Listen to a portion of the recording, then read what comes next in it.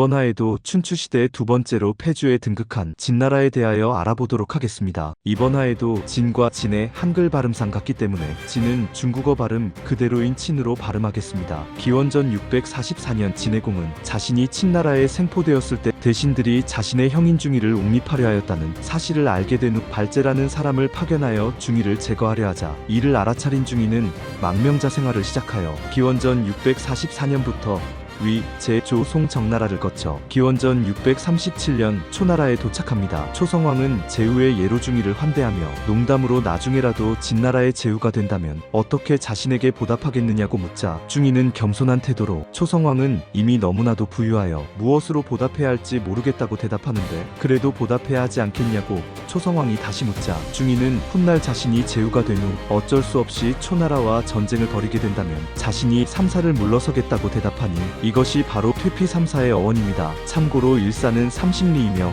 삼사는 90리이니 현재의 단위로 환산하면 30리는 약 15km, 90리는 약 45km에 해당합니다. 중이가 퇴피삼사를 언급하자 옆에 있던 성덕신이란 초나라의 장수는 초성왕이 제후의 예로 대우해주는데 중이는 초나라와 전쟁할 준비나 하고 있다며 당장 처형해야 한다고 주장하나 초성왕은 중이의 말이 틀리지 않다며 계속하여 예의를 다하여 중이를 대해줍니다. 한편 중이가 초나라에 도착하기 몇 달 전 친나라의 인질로 있던 희여가 친목공에게 알리지 않고 친목공이 시집 보낸 회영까지 버려둔 채 진나라로 도망가 버리자 불만을 품고 있던 친목공은 중이가 초나라에 있다는 소문을 듣고 친나라에 초청하는데 이때도 초성왕은 많은 선물까지 내어주어 중이를 친나라에 보내주며 중이가 친나라에 도착하자 친목공은 한 번에 자신의 공족 여성 5명이나 중이에게 시집 보내는데 이 중에는 희여가 버리고 간 회영도 포함되어 있었으니 중이는 자신의 조카 희여의 부인이었던 회영을 후궁으로 받아들이는 것은 마땅하지 않다고 생각하여 거절하지만 측근들은 친나라의 힘을 빌려 희여와 전쟁을 벌여야 할 상황에 작은 예법 때문에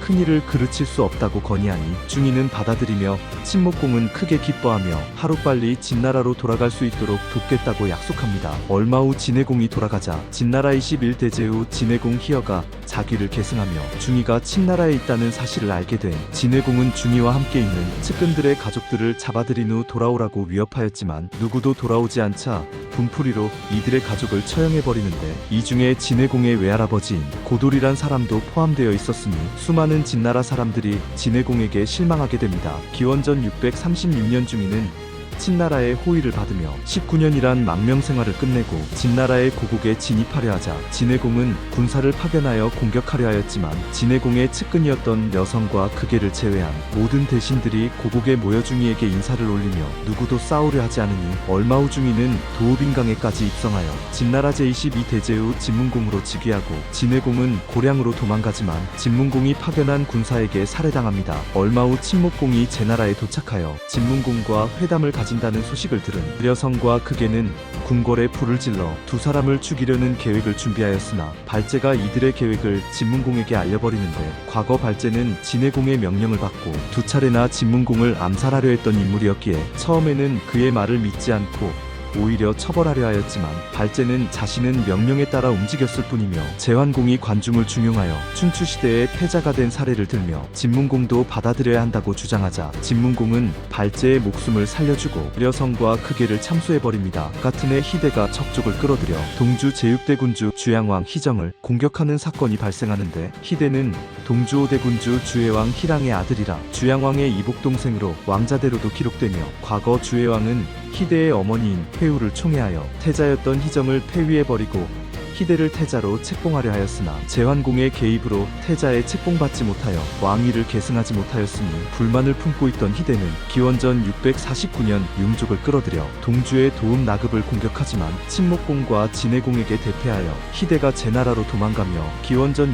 638년 주양왕의 측근들이 형제가 화목하지 않으면 제후들도 왕실에 충성하지 않는다고 설득해서야 주나라로 돌아옵니다. 그러나 기원전 636년 희대는 주양왕의 왕후 외씨와 간통을 벌이며 이 사실을 알게 된 주양왕이 외씨를 폐위해버리는데 외씨가 적부족장의 딸이었으니 당시 주양왕의 명령을 받고